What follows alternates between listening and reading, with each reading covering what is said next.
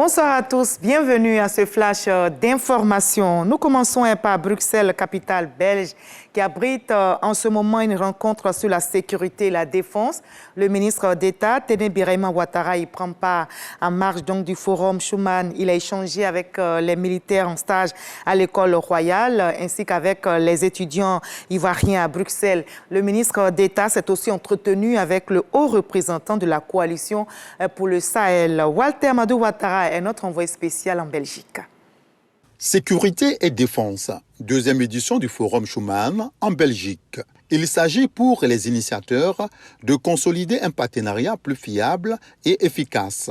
Une soixantaine d'acteurs d'Europe et d'Afrique vont s'accorder sur de potentielles dynamiques capables de faire face aux menaces et aux défis sécuritaires urgents. Cela dans le but de contribuer à la paix dans le monde. La Côte d'Ivoire est représentée par le ministre d'État, ministre de la Défense, Téné Birahima Ouattara.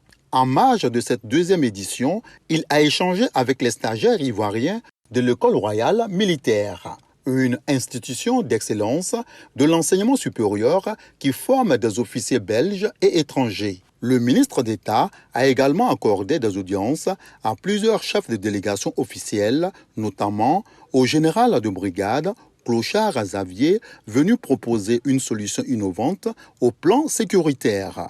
Ensuite, c'est au tour du haut représentant de la coalition pour le Sahel, Amadi Meimou. La seconde journée de ce forum sera consacrée aux travaux. La recherche durable est à l'honneur en Suisse. Le pays accueille présentement la 12e assemblée annuelle du Conseil mondial de la recherche et la Côte d'Ivoire y est représentée par son ministre de l'Enseignement supérieur et de la recherche scientifique, Adama Diawara. Notez que les travaux ouverts s'achèvent le 31 mai prochain et le Fonds pour la science, la technologie et l'innovation de la Côte d'Ivoire co-organise cet événement avec le FNS. On en reparle ce soir à 20h. Et toujours en Suisse, du côté de Genève, se tient une autre rencontre, l'Assemblée mondiale de la santé. Ce 29 mai, donc, deuxième jour des assises, le ministre Pierre Demba a livré la déclaration de notre pays. Le ministre de la Santé, de l'Hygiène publique et de la CMU a présenté les acquis de la couverture maladie universelle. Il a également évoqué le plan national de développement sanitaire 2021-2025. Et Pierre Demba appelle les partenaires au développement à poursuivre leur soutien au gouvernement dans ses actions en faveur du bien-être sanitaire des populations. Le premier vol des pèlerins ivoiriens en Terre Sainte a décollé avant-hier d'Abidjan. Première escale de ce pèlerinage, Médine. Les 430 pèlerins sont reconnaissants au gouvernement ivoirien pour la bonne organisation de ce Hajj 2024. Ils marqueront, je rappelle, une halte de 72 heures à Médine avant de rallier la Mecque.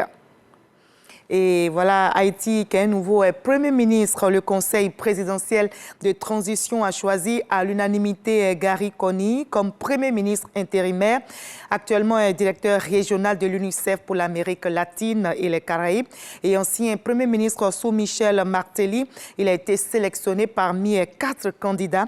Il doit maintenant former un gouvernement de transition. Et on va terminer par l'Italie où le drapeau ivoirien flotte fièrement avec l'ivoirienne Yéné Corina qui est donc championne du monde en série artistique. On va se retrouver à 20h pour la grande édition, mais juste après ce flash info, je vous propose de suivre l'info régionale pour avoir toutes les nouvelles de notre très belle région ivoirienne. À tout à l'heure à 20h.